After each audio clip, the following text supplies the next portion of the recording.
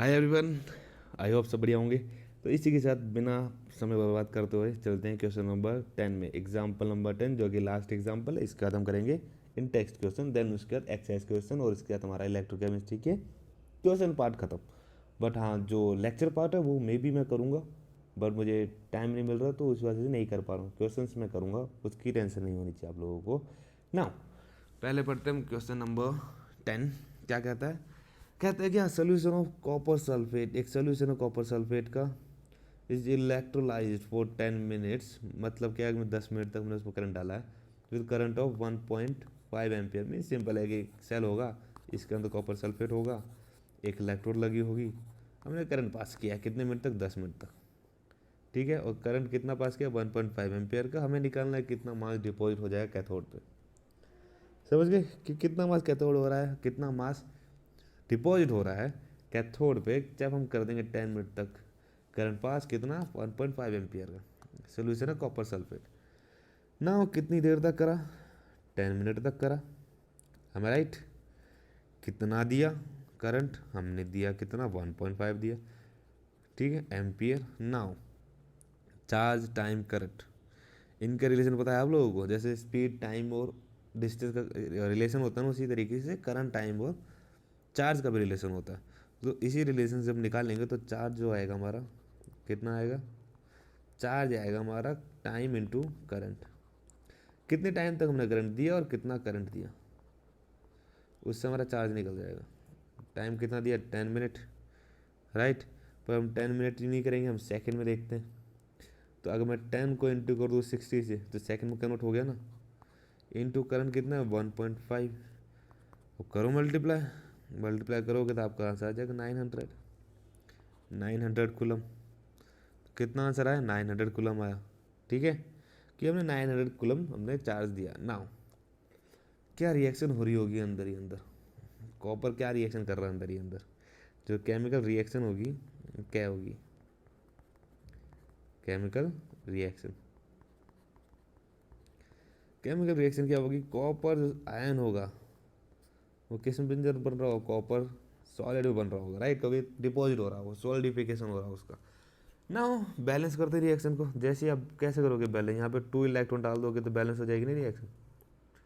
ठीक है ना, अब मैं बिल्कुल ही आइडियल लेके चल रहा हूँ चीज़ों को, बिल्कुल ही आइडियल लेके चलूँगा चीज़ों को। तो क्या होता है, जैसे होता है ना कि 1 मोल के अंदर इतने नंबर ऑफ, इतने नंबर्स ऑफ, क्या होता है, इतने नंबर्स ऑफ एटम्स होंगे। तो इसी तरीके से अगर मैं इसका आइडियल लेके जाऊँ तो इसमें आएगा कि 2f, 2f amount of charge देने पे जो 1 मोल ऑफ कॉपर है, 1 मोल ऑफ कॉपर डिपॉजिट हो रहा। ये एक आइडियल सिचुएशन है कि 2 mole of Faraday charge, 2 mole of Faraday charge देने पे 1 मोल ऑफ कॉपर डिपॉजिट होगा ना। 2f कहाँ से आया? ये जनरली NF होता है। F क्या होता है? फराडे। फराडे इसकी वैल्यू जो लेते लेते जनरली 96500। समझ गए ना? F value. ठीक है, एक और चीज़ बता दो, 96500 हम अप्रोक्स लेते हैं। इसकी जो करेक्ट जो एक्यूरेट वैल्यू है कह सकते हैं तो होती 9696487। ये इसकी एक्यूरेट वैल्यू। ठीक है, और हम जनरली यूज़ करते हैं 96500 ईजी कैलकुलेशन के लिए, बट आप ये भी यूज़ कर सकते हैं जो बिल्कुल करेक्ट आंसर ला के देगी आपको। एन क्या है? Number of electron exchange, number of electron exchange, या कह सकते हैं इन्वॉल्व। हाँ, इन्वॉल्व लिख दो, ज़्यादा बेटर रहेगा। तो यहाँ पे आपको साफ साफ दिख रहा हो कितने नंबर ऑफ इलेक्ट्रॉन इन्वॉल्व है? 2 इलेक्ट्रॉन इन्वॉल्व है इसमें। बैलेंस ही तो कर रहे हैं, पर है तो इन्वॉल्व, 2 इलेक्ट्रॉन इन्वॉल्व है ना, तो यहाँ पे इसलिए एन की वैल्यू 2 आई। नाउ ये कहते हैं जैसे मोल का कंसेप्ट है इसी तरीके यहाँ पे ये भी कंसेप्ट है कि जो 1 मोल ऑफ होगा, 1 मोल ऑफ कॉपर डिपॉजिट होगा NF अमाउंट ऑफ चार्ज में। NF अमाउंट ऑफ चार्ज में हमारा 1 मोल ऑफ कोई भी एलिमेंट डिपॉजिट होगा, और F फराडे लो, फराडे चार्ज, N इज वो वट नंबर ऑफ इलेक्ट्रॉन एक्सचेंज और इन्वॉल्व। तो हो गया NF में कितना? 1 मोल ऑफ कॉपर हो रहा है डिपॉजिट। अब इसको मैं ले सकता हूँ 2F is equals to what, 1 mole of copper का वेट कितना होता है? 63 ग्राम होता है, right. 63 gram of copper deposit हो रहा है। 2F की वैल्यू निकाल देते हैं ज़रा। 2F मैं यहाँ पे ले लेता हूँ एक्यूरेट वैल्यू। क्या ले रहा हूँ मैं? एक्यूरेट वैल्यू ले रहा हूँ। तो 2 इंटू 96487 राइट। NF को मैं ये लिख सकता हूँ या नहीं लिख सकता? लिख सकता हूँ ना। तो मैं लिख देता हूँ 2 इंटू 964 राइट 487 इक्वल्स टू 63 ग्राम। ना क्वेश्चन कहता है कि मतलब ये चार्ज हमारा राइट कि हमारा 2 इंटू 96487 कूलम चार्ज में 63 ग्राम ऑफ कॉपर डिपॉजिट होता है।